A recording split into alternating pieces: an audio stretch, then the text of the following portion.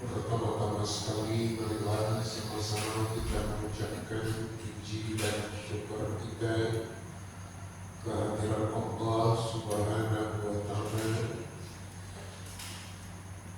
yang telah melimpahkan nikmatnya kepada kita bersama berupa nikmat iman dan Islam.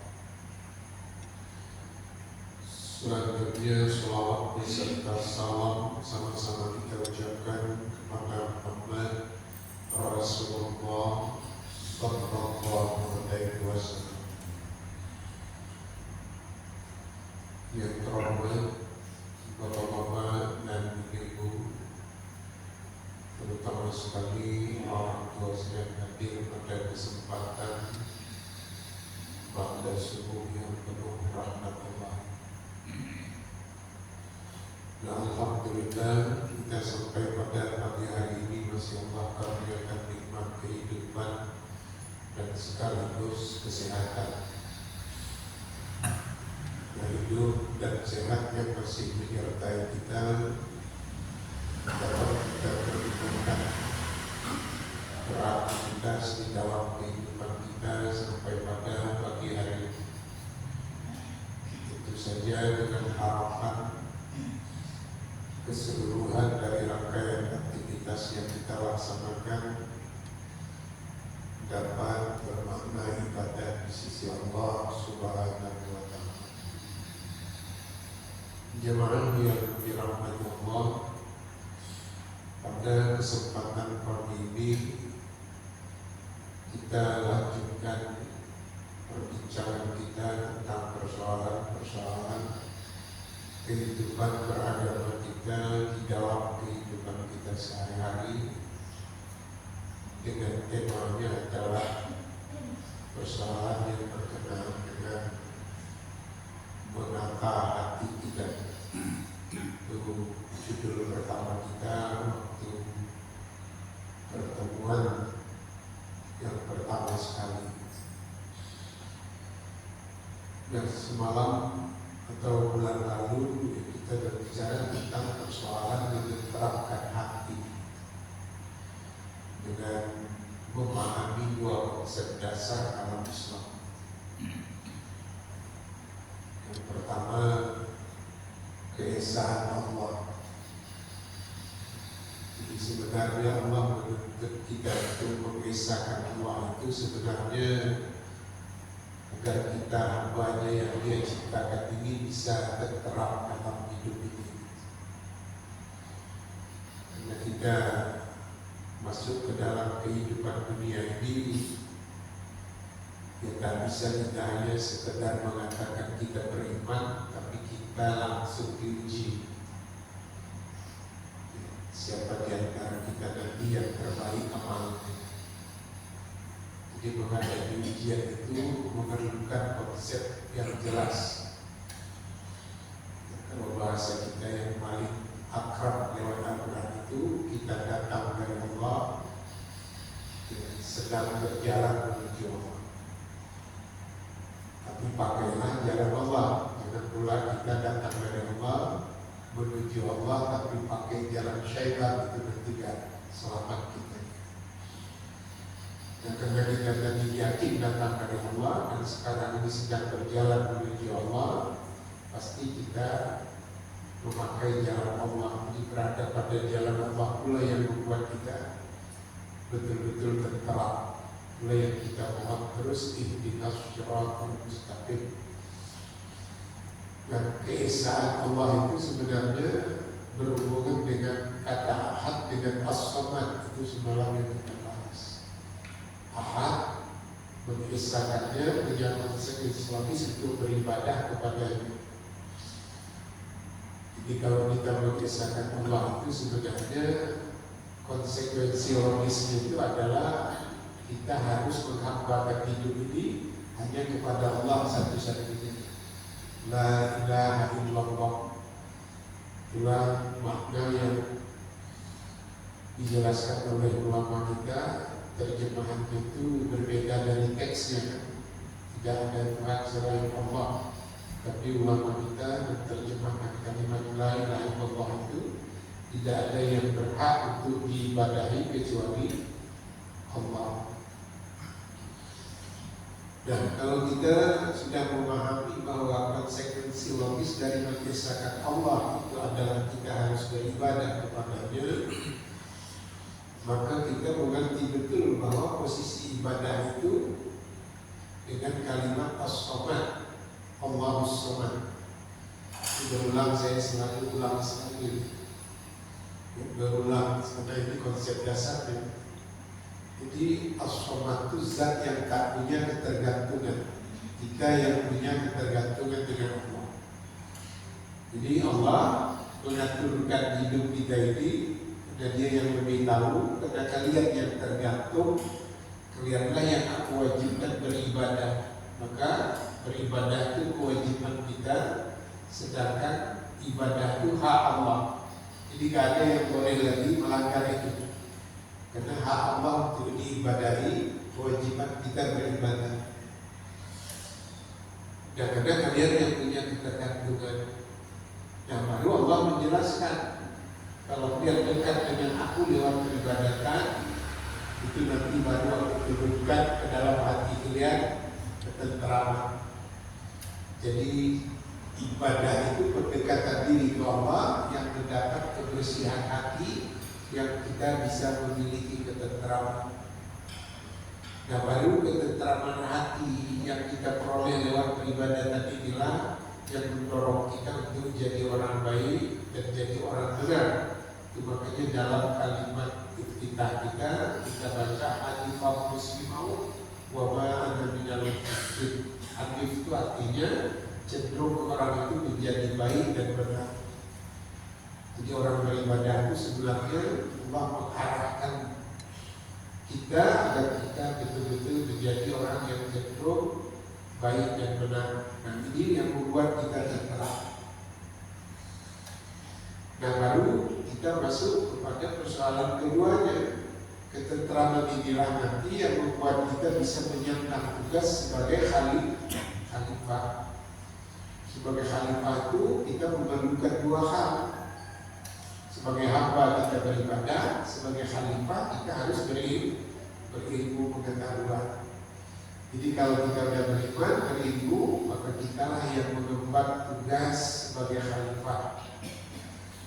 Jadi kita hari ini sedang menyandang tugas untuk jadi khalifah, tapi sudah dibekali oleh hati yang bersih untuk melaksanakan tugas itu. Nah, inilah yang kita jalankan terus. Saya menyimpulkan hidup ini dua itu aja. Yang pertama, jaga peribadatan kita kepada Allah. Yang kedua, laksanakan tugas khalifah di muka bumi ini. Itu artinya kita betul-betul mengerjakan tugas kehidupan untuk berkontribusi kebaikan agar orang lain bisa merasakan apa yang kita buat itu terasa betul-betul menjadi kebaikan pada kehidupannya. Itulah kira-kira gambaran singkat dari yang lain. Nah, pagi ini kita teruskan, kita berbicara tentang persoalan dalam hidup ini ada unsur pribadi, judulnya nanti unsur pribadi, sosial, dan kembali nanti menjadi pribadi pada ketika kita sudah menyelesaikan hidup. Jadi pribadi, sosial, dan pribadi kembali nanti setelah selesai hidup ini. Bisa paham? Kita ini muncul dalam hidup ini yang pertama sekali itu pribadi. Konteks hadis hadis yang selalu kita dengar itu kullu mauludin yuladu alal fitrah, kita muncul. Tapi coba kita renungkan, begitu kita muncul itu hanya ada membawa bekal potensi untuk hidup, tapi mengembangkan hidup kita gak bisa tanpa orang lain. Nah ini ulama kita mengarahkan kita supaya merenungkannya. Kalau dalam bahasa kitabnya seperhatikan, tolong perhatikan unsur psikologisnya, bahwa kita lahir itu pribadi, tapi tak bisa dikembangkan tanpa ada kontribusi atau sumbangan orang lain. Itu waktu kita membahas judul berbuat baik kepada orang tua, itu yang kita bahas. Itu artinya bahwa kita ini tak bisa hidup tanpa orang lain. Nah, oleh karena itulah maka lahir pribadi langsung masuk dalam konteks hidupnya sosial. Bu bisa paham, kita lahir dari rahim itu kan pribadi, tak punya potensi untuk hidup, tapi mengembangkan hidup kita sudah diatur oleh Allah, sumbangan orang lain, terutama ibu kita, ayah kita. Kemudian berkembang nanti sekolah kita. Jadi jangan ditanggap sepele sekolah itu. Kita seperti ini itu gak terlalu banyak sumbangan mereka, ada gurunya, ada yayasannya, cukup banyak. Kemudian kita juga ada masyarakat tempat kita tinggal yang dulu waktu kita kecil, bapak ibu bingi mungkin menitipkan anak. Jadi banyak sumbangan orang lain terhadap kehidupan kita hari ini. Itulah namanya kehidupan konteks sosial kalau bahasa keren dari ini. Jadi pribadi masuk ke dalam konteks sosial. Dan di sini yang perlu kita tekankan apa? Yang perlu kita tekankan di sini adalah bahwa hidup yang ada sekarang ini harus kita arahkan betul untuk sungguh-sungguh, ya, berbuat baik dan kebaikan yang kita buat dalam konteks sosial. Dan inilah nanti yang akan dipertanggungjawabkan di hadapan Allah secara pribadi. Jadi sebenarnya yang mau dibawa ini kan kadang-kadang kita kan terbayang, saya pokoknya beribadah lewat sholat, beribadah lewat puasa. Ya, kalau secara sederhana kan mungkin kita berharap sholat dan puasa ini amal yang mau kita bawa. Apalagi ada hadis yang mengatakan kalau sholatnya nanti bagus, akan bagus seluruh amalnya. Tapi sebenarnya dalam konteks kehidupan kita tidak begitu cara memahaminya. Cara memahaminya, kita lahir pribadi masuk dalam konteks sosial, maka hidup yang betul-betul mau dipertanggungjawabkan kepada Allah itu hidup yang dari kita nanti balik sampai kita mati, itu hidup konteks sosial. Apa yang dinilai adalah kebaikan yang kita buat. Nah kalau begitu ibadah-ibadah tadi sebenarnya untuk mendorong kita agar bisa mengemban tugas sosial dalam hidup ini untuk berbuat kebaikan. Bisa itu paham? Contohnya saya ambil contoh satu begitu. Kita haus. Sekarang ada saudara kita yang haus. Kalau dalam konteks pribadinya pasti kita yang mau minum. Tapi dalam konteks sosial hidup kitalah yang harus mengalah untuk memberikan minuman itu. Karena yang akan kita bawa bukan air yang kita minum, tapi adalah haus kita yang kita tahan, memberikan air untuk menutup haus orang lain. Itulah yang besar kali pahalanya nanti yang kita bawa. Tapi untuk bisa seperti itu dilatih lewat ibadah. Bisa membayangkan kalau saya ambil misalnya ini air, saya punya, saya haus. Ada saudara saya haus. Sementara kalau saya minum itu konteksnya pribadi, ya selesai. Sekedar hidup hilang hausnya. Tapi kalau saya tahu haus apa, saya beri untuk menutup haus orang lain, Itulah namanya hidup yang dalam konteks sosial. Bisa kita menahan haus untuk menutup haus orang lain. Nah itulah amal soleh yang luar biasa nanti yang kita bawa. Bayangkan kalau ini terjadi dalam setiap persoalan. Kalau ada orang mengalami kesusahan, kita berada, kita lepas sedikit uang untuk menutup kesusahannya, kita balik susah kita sedikit itu untuk menyelamatkan susah orang. Nah inilah konteks sosial itu. Nah inilah yang harus kita buat dalam hidup, dan nanti kita akan mempertanggungjawabkannya di hadapan Allah. Nah ini bisa kita periksa nanti peringatan Allah di dalam Al-Quran surah Al-Baqarah ayat 254. Ini bagian bisa melihat ya, dilihat kalau ada buah api yang bisa kita lihat. Al-Baqarah 254. Itu yang Allah suruh kita, ya ayyuhallazina amanu anfiqu mimma razaqnakum min qablu an ya'tiya. Jadi Allah memerintahkan, hai orang-orang beriman, infakkan sebagian rezeki yang kau dapat dari Allah sebelum datang satu masa. Apa masa yang belum datang? Yang pertama, yaumul la bai'un fi, tidak ada lagi transaksi. Nanti kalau kau buat baik, baik itulah yang kau dapat. Nggak ada transaksi pribadi. Kalau kau buat buruk, buruk itulah yang dapat. Ya, kalau bahasa keren itu tidak ada transaksi. Kalau dalam terjemahan tidak ada jual beli. Hari ini silakan bisa diperjualbelikan, bahkan mungkin kedudukan apa saja sudah bisa. Tapi pada hari nanti kita selesai hidup sosial ini ditutup dengan mati, kata Allah, la bai'un fi, yaumul la bai'un fi, pada hari yang tidak ada lagi transaksi jual beli. Walaupun lah tidak ada pertemanan. Saya kalau habis uang nanti nggak bisa pinjam sama Pak Hakim, walaupun di rumahnya tak bisa. Saya tidak bisa pinjam sama istri, tidak bisa pinjam sama suami. Urus masing-masing. Hari ini kita bisa bertolongan. Pada hari nanti pribadi pertanggungjawaban kita kepada Allah itu tidak ada lagi khullah. Wala khullah itu pertemanan, persahabatan. Kalau persahabatan bisa tolong menolong, tapi tidak ada. Betul. Yang ketiga wala syafaat, dan tidak ada lagi syafaat. Itu sudah jadi bahasa Indonesia, tak ada syafaat. Kalau bahasa kita mungkin lebih akrab, tak ada lagi pertolongan. Jadi itu hari yang kita Allah ingatkan kepada kita. Jangan sampai pribadi masuk konteks sosial, hidup kita dalam konteks sosial ini sampai mati. Disitulah kita yang harus berbuat baik.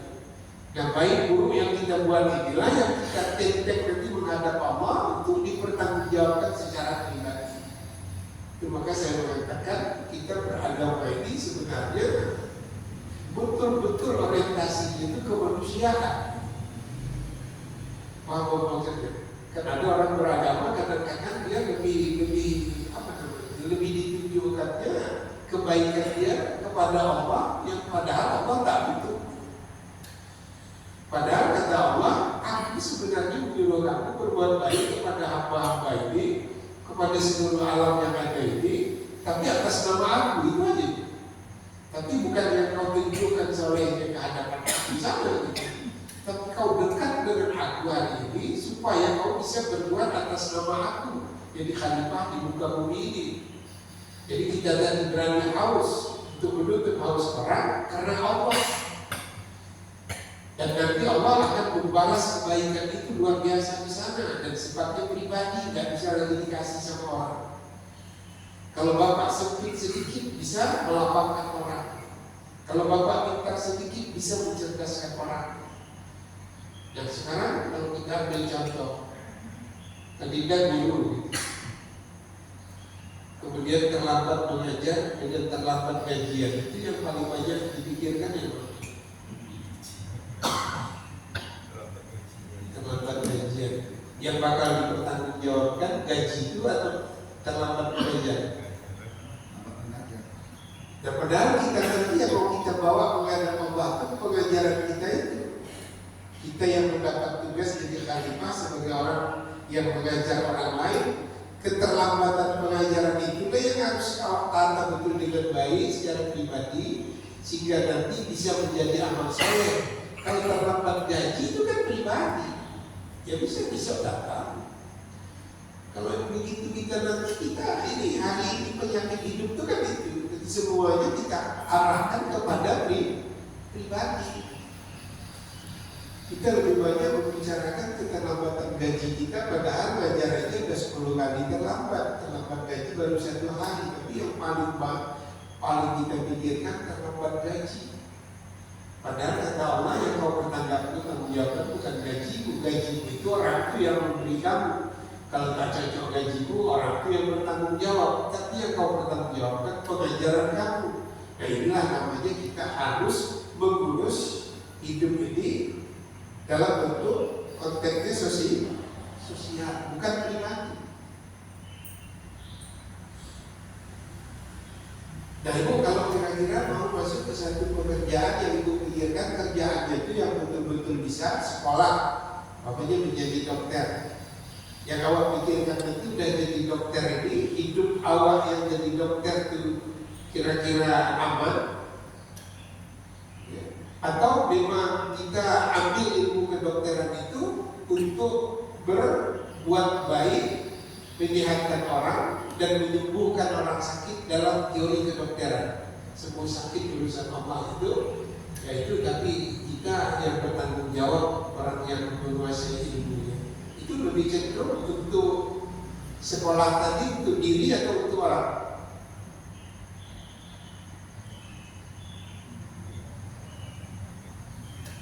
Sekali lagi, untuk diri atau untuk orang? Jadi maksud saya inilah pesan dari ceramah ini. Jadi sederhana aja. Karena itu bisa kita gagal. Karena ini persoalan yang kita bahas terus ini berhubungan dengan hati. Jadi kalau nggak dibuka dia itu nggak nampak. Di permukaan aja nampak kita, wah ini dokter kita panggil. Tapi sebenarnya kalau kita menjadi seorang dokter, kalau sekolah namanya, ini misalnya bukan ada hal-hal dengan profesi kan. Saya kalau jadi dokter itu kita sekolah kan untuk kemaslahatan. Maka hukum agama kan mengatakan dalam komunitas muslim kalau tidak ada dokter itu berdosa semua. Karena itu ilmu yang harus ada dalam kehidupan kita untuk merawat supaya kita sehat, untuk merawat orang sakit supaya bisa sembuh. Maka fardu kifayah. Kita sekarang masuk ke sana untuk dapat gaji yang besar. Jadi kalau nanti kita selesai hidup konteks sosial, habis sudah jadi dokternya ditutup dengan kematian, kembali kepada Allah. Yang dipertanggungjawabkan gaji yang kita dapat itu atau kerjaan kita. Satu aja ada orang yang tak terurus, dia bisa mengakibatkan mati karena kegagalan kita. Itu aja belum tentu kita bisa selamat nanti di hari akhirat. Tapi sebaliknya, betapa banyak orang yang bisa kita urus, itulah yang kita bawa menghadap Allah. Wah, kita kalah sama dokter. Kita mungkin lebih banyak sholatnya, mereka sholatnya biasa-biasa saja untuk yang rukun-rukun saja. Tapi manusia yang dia bantu hampir setiap hari, dia datang ke rumah sakit orang yang sedang mengeluh, dia rawat. Bayangkan itu kerjaan dia yang bakal ditentengnya menghadap Allah. Nah inilah yang harus kita ciptakan. Jadi bayangkan kalau begitu nanti pakar hukum yang dipikirkan itu membela atas dasar hukum itu kebenaran. Orang yang berkecimpung di kesehatan yang dipikirkan itu pertanggungjawaban di hadapan Allah yang tidak ada transaksi nanti tentang kerja dia dalam rangka mengurus kesehatan dan orang sakitnya. Kalau sehatnya kita urus supaya jangan sakit, kalau sakitnya kita urus supaya sembuh. Itu tugas kita. Kalau dulu tadi mengajar, betul-betul kita pengajaran kita itu yang bertanggungjawab. Kalau kita bekerja di kantor, kerja kita mengurus orang yang kita urus itu yang diminta. Tapi kita sekarang kalau duduk di kantor mengurus orang, mana yang lebih besar? Orang itu yang kita besarkan untuk diurus atau kita yang besar sehingga orang itu payah kali berurusan? Gimana? Kalau saya duduk di kantor ini memang saya bagian urusan orang, gitu. Tapi data orang berurusan, saya yang sebenarnya mau mengurus orang itu atau orang itu yang payah berurusan sama saya.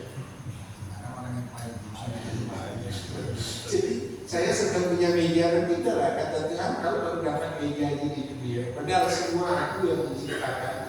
Kau dulu muncul aja, tak bisa hidup tanpa orang lain. Hari ini ada kehidupan yang sosial ini bisa mengurus orang lain. Kenapa kau tunjukkan besar kau, bukan pengurusan kau yang kau tunjukkan. Nanti begitu kau mati, balik konteks sosial, konteks pribadi, kau tak akan mampu bertanggung jawab. Bisa tidak Pak pegang meja ini, jangan bawa ke meja ini. Ustaz ini nggak usah ke meja ini, duduk aja. Jadi meja ini nanti membuat apa? Padahal dikasih meja itu supaya datang orang berurusan, awak mengurus. Tapi begitu datang orang berurusan, payah betul. Ada menangis-nangis orang untuk berurusan sama Allah. Itu udah dipanggil lain ketawa. Kamu tahu untuk pribadimu, tidak ada gaji kamu untuk mengurus. Begitu dia datang berurusan, kau tak teringat gaji yang kau makan itu sebenarnya untuk mengurus dia. Tapi kau tunjukkan kebesaranmu sehingga dia yang tertunduk-tunduk untuk minta diurus.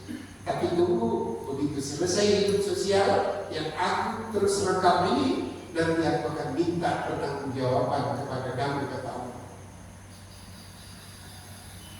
Maka kalau mau ditambah lagi nanti periksa aja Al-Baqarah 48.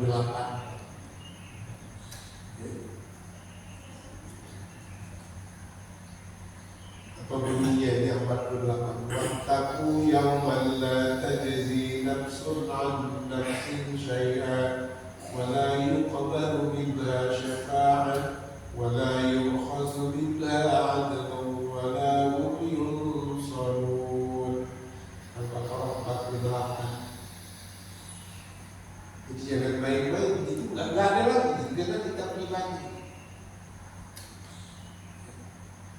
Ketiga juga ada poin di situ, coba nanti dilihat. Nah, sekarang kita ingin menambah. Nah, kalau kita ingin betul-betul menatap pribadi masuk dalam konteks sosial tadi saya sudah gambarkan.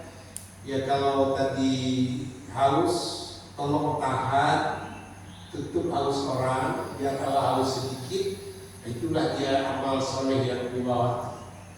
Nah kalau awak sempit, lapangkan orang sedikit, itulah yang harus.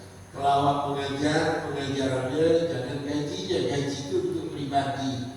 Jadi jangan dibawa, awak udah banyak betul, hidup aja nggak bisa pribadi, udah hidup nggak mau urus sosial, itulah yang berbahaya. Nah ada, kalau saya nggak bayangkan nanti, bisa saya ceramah hari ini. Maka saya selalu menyebut Pak Manan sebagai Pak itu begitu. Almarhum dulu Bupati Asal. Udah saya itu udah berhenti. Kalau SD kampung saya itu banjir gitu. Nggak ada lihat sekolah. Kelas 4 saya udah belum pandai baca. Baik air itu dia. Tahu-tahu dia bikin pesantren. Jadi pesantren itu diarahkannya kepada anak-anak asahanku yang udah mogok tak sekolah. Masuk aja sekolah umur berapa aja masuk. Saya udah umur SMP masuk sekolah, udah hampir kelas 1 SMA masuk sekolah yang ijazah dan gitu masuk aja. Jadi satu kecamatan diundang 5 orang.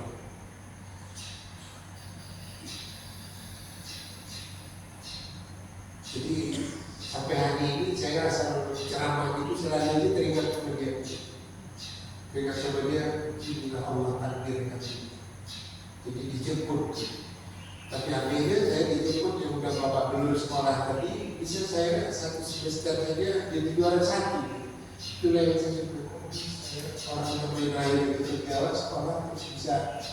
Tapi itulah hebatnya dulu. Pertama pesantren itu sendiri, guru itu memang senior-senior itu. Orang-orang yang itu Bapak Abdullah dulu dan Imam itu itulah pimpinan. Ya, jadi artinya saya mengingatkan kita bahwa kita pernah hidup itu hampir diurus oleh orang lain.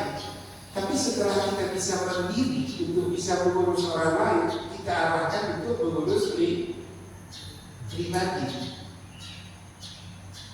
Bapak kalau ada berdua makan, ini hidangan. Bapak bisa ngambil makanan, tapi ada satu saudara kita yang mungkin tidak payah ngambil makanan. Bapak dulu ngambil makanan Bapak atau ngambil yang Bapak?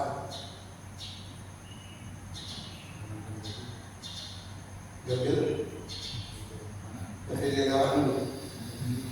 Baru teringat Bapak tadi sekali. Jadi saya setiap pengajian ada teman-teman saya, ada satu itu memang teman saya itu dia kena stroke. Jadi ngambil makanan sampai ngaji subuh ini ada makanan dia berhidang, ada di sudut itu meja, semua makanan itu terletak di situ diambil bersih-bersih. Tapi saya perhatikan gitu. Sementara dia mengangkit payah, mengambil air payah. Jadi karena saya sering dengar ini, yang saya tengok belakangan ini udah berapa kurus dia. Karena dulu sempat saya yang mengambilkan ini. Saya sendiri yang membantu dan oh kalau susah biar saya melama dan biasa dan mungkin juga. Artinya kan itu yang mau kita bawa, dan itu yang menjadi saksi di hadapan Tuhan. Kau diutus ke permukaan bumi ini sebenarnya mengurus bumi ini. Kalau aku tak perlu kau tolong, aku yang sudah menyatakan tak ada menolong kalian lagi nanti kalau sudah sampai di hari akhir. Tadi kan itu waqafu yauman tajzi nafsun an nafsin saya wala yuqbalu minha syafa'ah wala yukhassu minha 'adlun wala hum yunṣarun. Jadi nanti di hari akhirat nanti hari pribadi itu tidak ada lagi yang bisa menolong. Dan sekarang yang bisa menolong, tolonglah kehidupan ini supaya bisa tertolong nanti di hari pertanggungjawaban. Jadi kalau ada saudara kita yang bayar minum makanan, dia kan tidak. Itu namanya kecil aja dalam persoalan hidup, tapi persoalan kebaikan itu luar biasa. Dan saya ingin itu yang kita kembangkan dalam hidup ini. Tapi tak semua orang bisa sampai ke sana. Kalau kita ada bisa, karena kaji kita cuma fokus ke hati, saya suka itu. Kalau permukaan aja, ya nampak biasa-biasa. Tapi kalau kita buka hati kita, sebenarnya banyak kekurangan dan kelemahan kita yang perlu kita perbaiki. Apalagi nanti kita bela dengan ayat. Coba Ustaz, dudukkanlah diri orang lain. Ku anfusakum wa ahlikum nar. Dudukkan diri.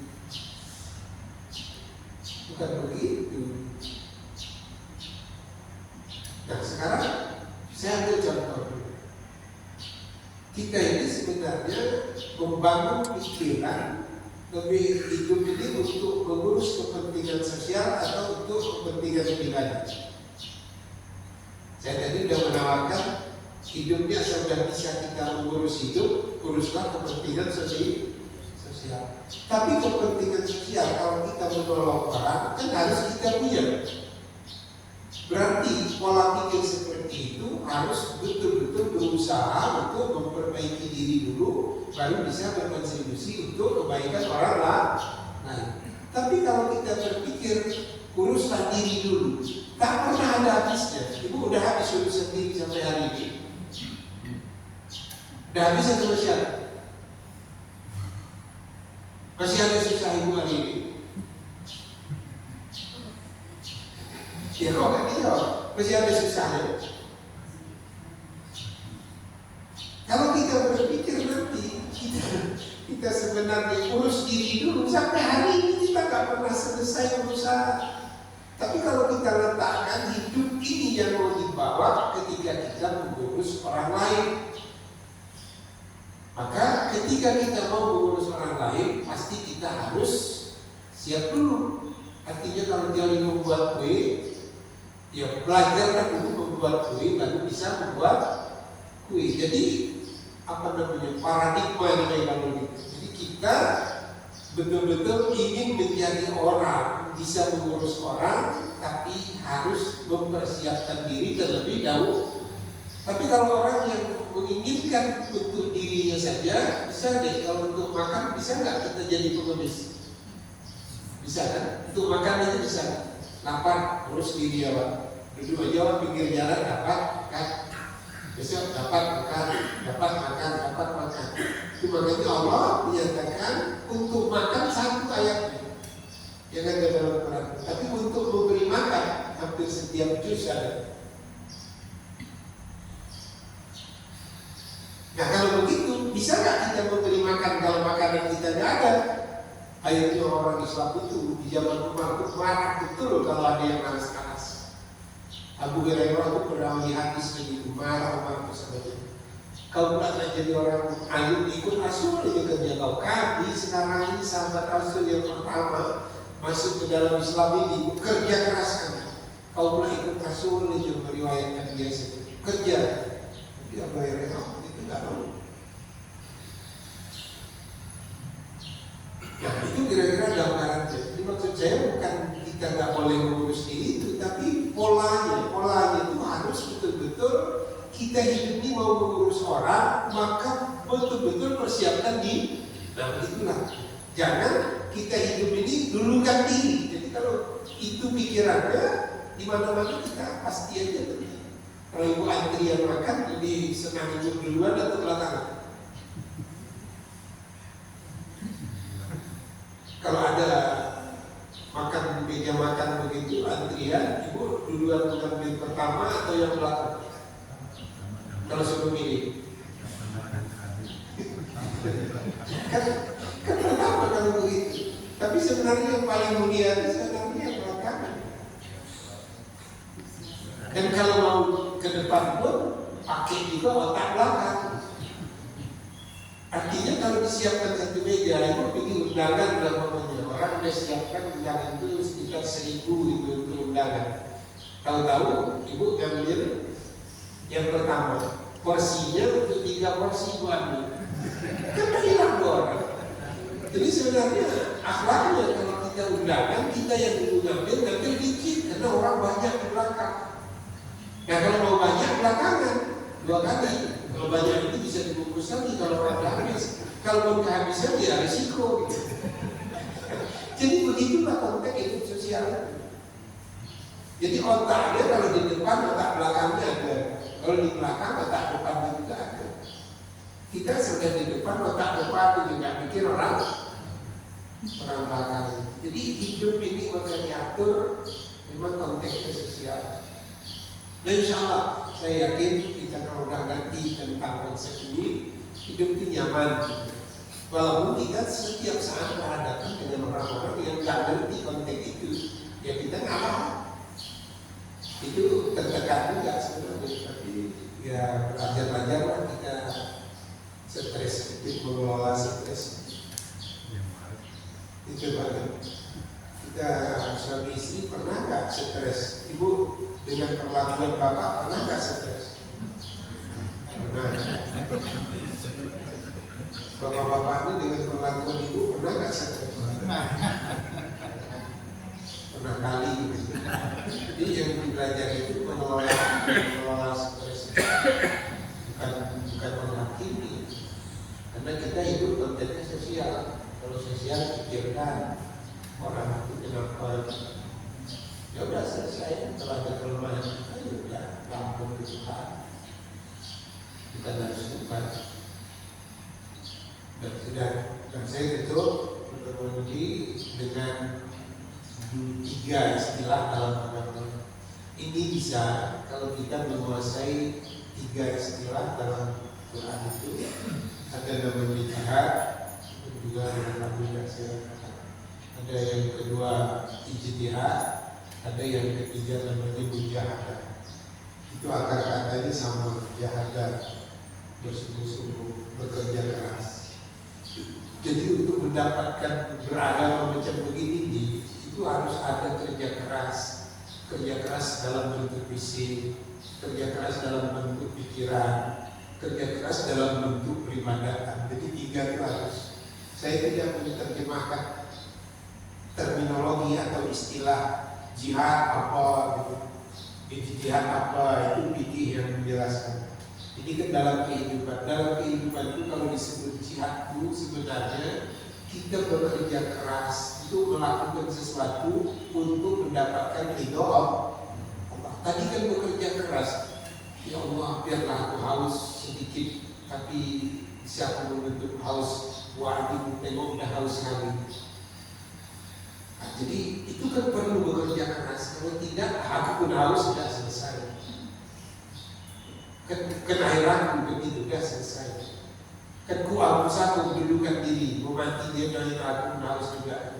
Jadi nggak boleh begitu hidup ini. Karena hidup ini keberadaannya dari awal itu semua kita diurus orang. Ini kita semua ini nggak usah angkungan ini, diurus orang dulu. Tapi hari ini lebih banyak kita diurus dalam hidup ini sampai mati atau urus orang.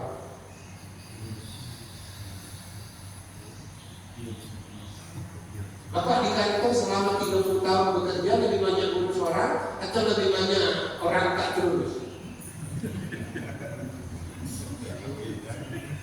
Sekarang berlagak pula orang dalam masjid itu. Waktu di kantor dalam urusan awak dan pekerjaan urusan orang, tapi banyak betul orang yang tak terurus selama awak menjadi pengurus. Coba yang itu nanti kalau menghadap Tuhan, macam mana kalau tak diterima Tuhan kepada aku? Jadi itu unsur hati itu begitu. Jadi harus sungguh gitu. Jadi harus sungguh betul lah. Saya kok pengalaman begitu. Ada satu acara gitu, kalau saya mau berangkat, dia ingin kali membawa saya karena jadwal itu ditanya saya, abang hari apa yang kosong? Penting abang tentukan hari, tapi kok awak tentukan hari pada hari berangkatnya tak bisa pulang. Nah, itu kan bertanggung jawab betul kita. Harus kita berangkat begitu. Itu namanya maksud saya untuk berjuang itulah. Ini kan konteksnya sosial. Kalau di rumah kita itu pribadi, kita istri kita pribadi, tapi ini konteksnya sosial, jangan main-main. Kalau keluarga itu masih banyak pribadi sifatnya. Kalau istilah ulama, kalau keluarga itu emas. Tapi kalau teman, kalau konteks sosial itu pernah perlu berlian. Berlian itu kalau sopir nggak bisa lagi. Kalau emas itu patah, bisa dilebur. Awal kita berantem sama istri kan seminggu gitu, besok bagus, berantem lagi bagus, gitu berantem aja terus. Akhirnya masih berantem dari ini. Bagus berantem bagus. Karena emas itu patah disepul. Maka ulama bilang kalau orang berkeluarga itu macam emas, jadi nggak usah takut berantem, besok bisa disepul lagi. Jadi tapi hati-hati kalau berteman. Biarlah korban perasaan keluarga, jangan dikorbankan perasaan teman. Karena dia itu adalah berlian, kalau sampai sedikit payah menyambungnya. Maka konteks hidup itu sosial itu yang perlu dijaga, keluarga itu yang harus berkorban. Itulah kira-kira yang kita akan lihat. Nah itu perlu semangat jihad, perlu semangat pikiran yang cerdas, perlu semangat ibadah yang tinggi. Jadi kalau dia fisik itu namanya jihad. Kalau pikiran itu jihad, kalau ibadah mendekatkan diri namanya mujahadah. Jadi tiga kekuatan itulah yang harus menopang kita untuk dapat mewujudkan hidup berbuat baik sebanyak-banyaknya dalam konteks sosial. Mudah-mudahan ini bisa dipahami dan kita jalankan hidup yang ada sisa-sisanya ini dengan konteks sosial ini. Jadi supaya nanti kita betul-betul pandai membawa amal soleh itu ke hadapan Tuhan. Tapi ingat, jangan sosialnya tinggi, ibadahnya tidak ada. Kedua itu kan harus kita beribadah kepada Allah kuat dan konteks sosialnya inilah yang ditempa oleh ibadah. Kembali di urusan kemanusiaan. Assalamualaikum warahmatullahi wabarakatuh.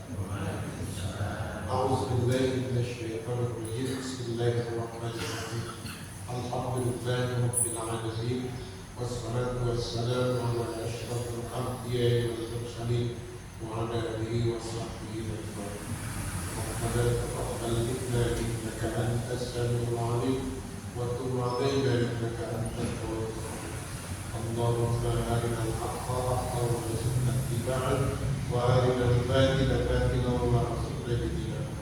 ربنا آتنا في الدنيا حسنة وفي الآخرة حسنة وقنا عذاب النار. وصلى الله وسلم عليه والحمد لله رب العالمين. تقبل الله منكم.